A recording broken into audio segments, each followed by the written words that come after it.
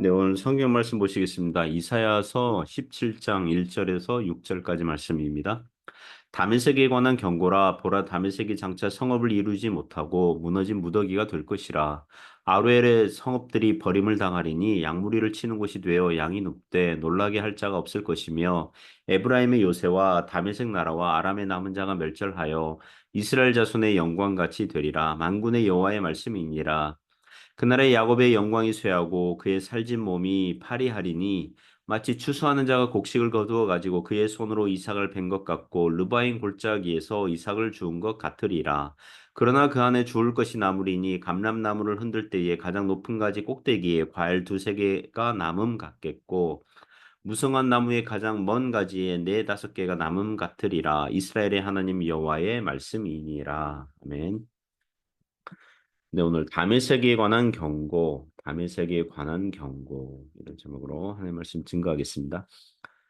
오늘 성경 말씀은 다메섹, 그 당시 그 아람 나라의 수도입니다. 다메섹이 그 다메섹에 관한 경고의 말씀입니다. 경고이지만 패망 예고, 멸망 예언, 그 내용입니다.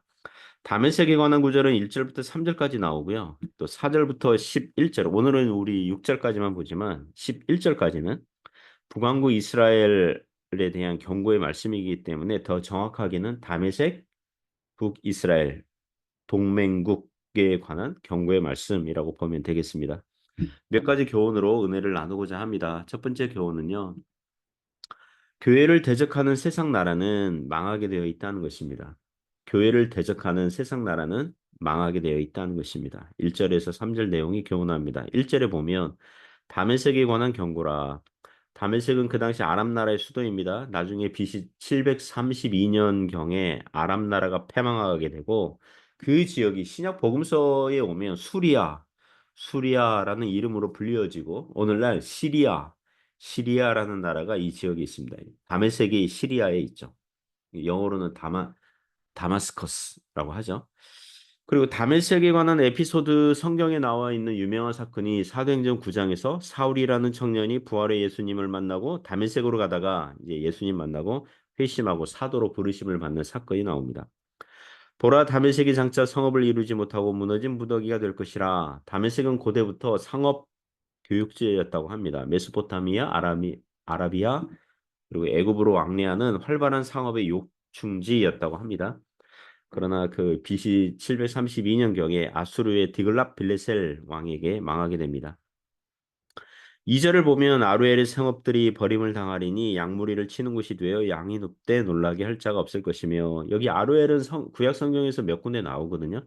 그 어떤 학자는 그 갓지파가 어, 여호수아 시대에 그 땅을 분배받을 때 그 요단강 건너편 아르논강 가까운 그 받았는데, 그래서 북이스라엘에 속한 지역으로 보기도 하지만 아마도 아랍 나라의 그 지방 도시들 이름 같아 보입니다. 아랍 나라의 지방 도시들, 지방 마을들 이름 같아 보입니다. 그러니까 수도 다메섹이 아주 처참하게 무너지고 황폐하게 되었는데, 수도가 그 모양인데 인근 마을들은 말할 것도 없다, 이런 거죠. 한때 사람들이 살던 그곳은 양무리를 치는 곳이 되었고 양떼들이 눕는 곳이 되었다는 것입니다. 왜 다메섹은 망합니까? 3절에서 이유를 찾아볼 수 있습니다. 에브라임의 요새와 다메섹의 나라와 아람의 남은 자가 멸절하여 이스라엘 자손의 영광같이 되리라. 만군의 여호와의 말씀이니라. 다메섹에 관한 경고인데, 북왕국 에브라임의 요새도 같이 곁들여서 지금 책망을 하고 있습니다. 왜 그런 겁니까? 이미 이사야서 7장에서 우리가 봤지만 북왕국 이스라엘이 자기 동족 남유다 왕국을 대적하기 위해서 북쪽의 아람 나라와 동맹을 맺은 것입니다. 그리고 실제로 유다를 침공해서 많은 피해를 주기도 합니다. 그때 유다 왕이었던 아하스 왕이 하나님을 의지하지 않고 더 북쪽의 강한 나라 아수르와 동맹을 맺어서 실은 조공을 바치는 신하 나라가 되어서 북왕국과 대치한 적이 있었습니다. 하나님께서는 둘 다 책망하십니다. 북왕국 이스라엘이 이방 나라 아람과 동맹해서 형제 나라 남유다를 공격한 일도 책망하시고, 남유다가 아수르와 동맹하여서 북이스라엘을 치게 한 것도 책망하십니다. 그리고 이사야서 17장에 와가지고 다시 그 동맹의 결과에 대해서 책망하시고, 어, 책망하시는 중입니다. 에브라임의 요새와 다메섹 나라와 아람의 남은 자가 멸절한다. 무엇과 같이 됩니까? 이스라엘의 자손의 영광같이 된다. 이스라엘의 자손의 영광같이 된다. 이건 좋은 뜻이 아니죠. 한때 잘 나가던 북왕국 이스라엘이었지만 소멸하는 점점 나라가 망하게 되는 길로 가고 있는 그런 희미한 영광. 예, 별로 뛰어나지도 않은 영광. 그렇게 될 것이다. 그러니까 아람이 북이스라엘을 만나니까 둘 다 망하고 있는 거죠. 그런 면에서 사람은 친구를 잘 사귀어야 되겠죠. 교회를 다니는 친구를 만나면 교회를 다닐 가능성이 높고요. 낚시 좋아하는 친구를 만나면 어느새 바다에 나가서 배에서 낚시하고 있을 겁니다. 도박을 좋아하는 친구를 만나면 도박에 빠질 확률이 높고요. 성경을 좋아하는 친구를 만나면 몇 년 지나면 거의 성경 박사 되어 있지 않을까요?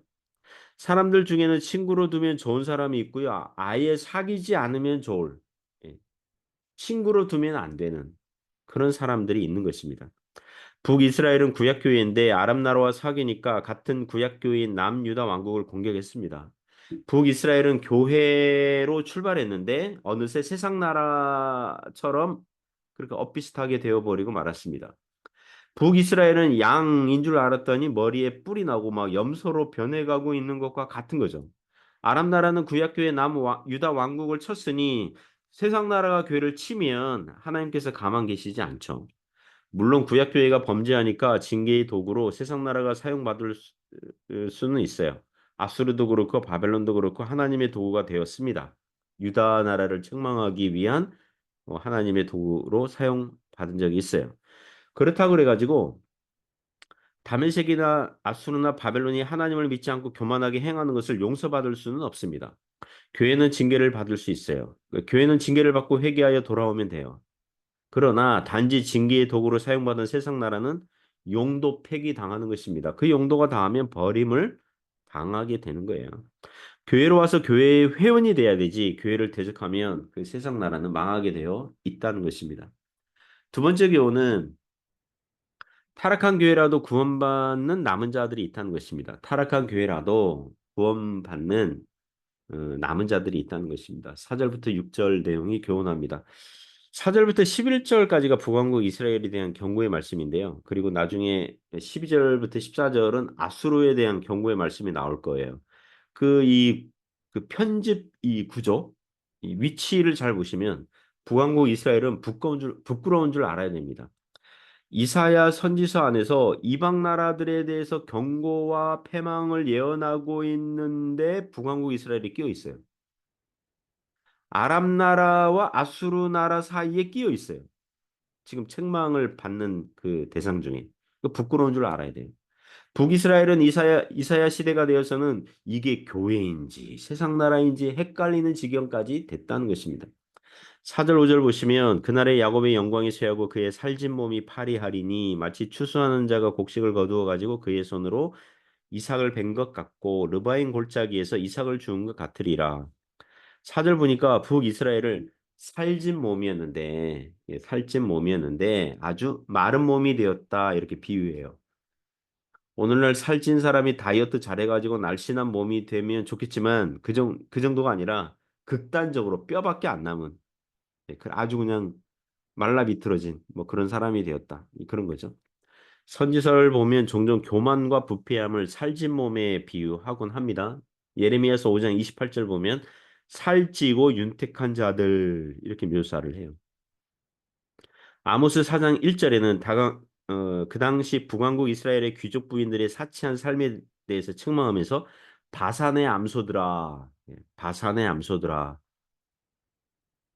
바산이란 그 지역은 북왕국에서 가장 좋은 목초지에서 소떼와 양떼를 기르고 있었거든요. 바산의 암소들아. 자, 어느 정도로 북이스라엘이 망하게 됩니까? 5절 보면 추수하는 자가 곡식 거둘 때에 이삭 하나라도 잃어버리지 않도록 거두는 것처럼 여기 그 5절에 나와 있는 르바임 골짜기는 그 예루살렘 가까이 있는 골짜기인데 곡식 농사가 잘 되는 골짜기였다고 합니다. 추수하는 자가 이삭 한 톨도 남김없이 거두려고 하는 것처럼 북왕국 이스라엘이 그렇게 비참한 결말을 맞이하게 될 거라는 것입니다. 실제로 역사적으로 BC 722년경에 아수르에게 북왕국 이스라엘이 망하고 말죠. 자, 5절로 끝나면 북왕국 이스라엘은 소망이 없습니다. 그런데 놀라운 예언을 합니다. 6절 보면 소수의 남은 자들이 있게 된다. 소수의 남은 자들이 있게 된다. 6절 보시면 그러나 그 안에 주울 것이 남으리니 감람나무를 흔들 때에 가장 높은 가지 꼭대기에 과일 두세 개가 남음 같겠고 무성한 나무의 가장 먼 가지에 네 다섯 개가 남음 같으리라. 이스라엘의 하나님 여호와의 말씀이니라. 농부가 감람나무 열매를 거둘 때에 나무를 흔들어서 열매들을 떨어뜨리는데 가장 높은 가지에 매달려 있는 과일 두세 개 정도는 열매 두세 개 정도는 남게 된다는 것입니다. 그런 것처럼 무성한 나무의 가장 먼 가지에 네다섯 개 정도 열매들이 남는 것처럼 남게 될까라는 것입니다. 놀라운 말씀입니다. 북왕국 이스라엘은 여러 왕들이 이제 계속 쿠데타로 이제 가문들이 계속 바뀌거든요. 그래서 시대가 가면 갈수록 구약교회의 모습은 사라지고 이 세상 나라와 아주 닮은 나라가 되어 갑니다. 그런데 나라가 망하더라도 그 중에 소수의 남은 자들이 회개하여 하나님께 돌아온다는 것입니다. 할렐루야. 놀라운 말씀입니다. 마치 이것은 이런 것과 같아요. 어느 남자가 모태 신자로 태어났는데 나이가 들고 교회를 떠나고 결혼하고 애들을 낳으면서 하나님을 외면하고 살았는데 자신의 자녀들 중에 어떤 자녀는 도리어 하나님의 은혜로 전도받아서 교회를 찾게 되고 하나님을 부지런히 섬기는 사람이 되는 것과 비슷하다고 하겠습니다. 또는 어려서는 교회를 다녔지만 청년이 되어서는 교회를 떠났고 안 믿는 사람과 결혼도 하고 그렇게 살다가 인생 중년의 나이에 다시 하나님의 은혜를 받아서 교회를 다니는 그런 사람과 비슷하다고 하겠습니다. 그 옛날 그 한국 산불 조심 표 중에 꺼진 불도 다시 보자. 그런 표가 있었거든요. 꺼진 불도 다시 보자. 그 표를 조금 비튼다면 어느 가정이 또 어느 교회가 타락하여서 하나님을 아주 떠난 것 같아 보였습니다. 어떤 교회는 이단으로 넘어가고 어떤 목사는 다단계 회사처럼 교회를 운영한다 그러고 어떤 교회 목사는 회사를 동시에 운영하면서 이중장부를 만들어서 이 회사의 비자금 이 자금을 그 교회 헌금으로 이제 세탁을 하는 거죠. 그렇게 한 뉴스도 몇 년 전에 본 적이 있습니다. 그와 같이 어느 가정이 또는 어느 교회가 신앙의 불이 아주 꺼진 것 같아 보이는데 아직 작은 불씨가 남아 있어서 다시 신앙의 불이 타오를 수 있다는 것입니다. 놀라운 거 아닙니까? 어떤 목사님은 그 어린 시절에 자기 부모가 신앙촌 이단에 그 빠졌다가 나오게 됐어요. 그 아들은 자라서 건전한 교단의 목사가 된 그런 케이스도 봤습니다. 어떤 가정은 부모가 자녀를 학대해서 그 자녀가 뭐 어긋나고 삐뚤어지기에 살만한데 하나님의 은혜로 예, 교회를 다니게 되고 복음을 듣고 구원받고 그래서 지금은 상처 입은 치유자처럼 다른 사람의 아픔을 잘 이해하는 목회자가 되어서 사역하는 그런 사람도 봤습니다. 사랑하는 성도 여러분, 하나님의 놀라운 은혜가 있는 한 절망은 없습니다. 사랑하는 성도 여러분, 남은 자들이 있습니다. 영적으로 폐허가 된 것 같은 곳에서 하나님의 은혜로 말미암아 신앙으로 일어서는 사람들이 있습니다. 하나님의 은혜로 부르시는 사람들이 있습니다. 여전히 교회 이 문을 놓고 하는 사람들이 있습니다. 어제 우리 그 자매님들 수요 예배 하지 않았습니까? 주일 예배 안 나오는 사람이 3명 나와요. 그죠? 자매님들이 한 10명 나왔는데 여러분 수요 예배 30%가 예? 안 믿는 사람들이에요. 아직 회심하지 않은. 그런데 꾸준히 나오고 있어요. 복음을 듣고 있어요. 그래서 여전히 하나님께서 부르시는 거죠. 사람들의 마음의 문을 녹화하고 있어요. 신앙적으로 일어서는 그런 은혜가 있기를 주님의 이름으로 축복합니다. 기도하겠습니다. 하나님 아버지, 하나님의 놀라운 은혜가 있는 한 절망은 없는 줄 믿습니다. 하나님께서 역사하시며 다스리시며 함께 하시는 줄 믿습니다. 그렇게 신앙적으로 일어서는 저희들 되게 하여 주옵소서. 예수님 이름으로 기도드립니다. 아멘.